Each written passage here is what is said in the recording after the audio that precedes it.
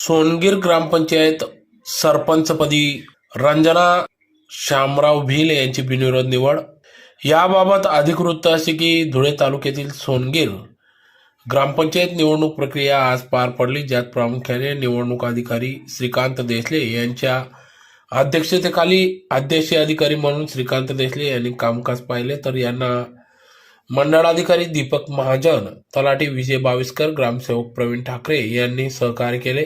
तर यावेळेस ग्रामपंचायत सोनगीर सरपंचांवर अविश्वास ठराव आला होता। त्यानंतर आज सदर निवडणूक प्रक्रिया राबविण्यात आली। जिल्हाधिकारी अभिनय गोयल यांच्या अध्यक्षतेखाली सदरी बैठक घेऊन निवड करण्याचे आदेश दिले होते। त्यानुसार आज दिनांक 3 जानेवारी 2024 रोजी दुपारी 2 वाजता सदर ही बैठक घेऊन निवड करण्यात आली।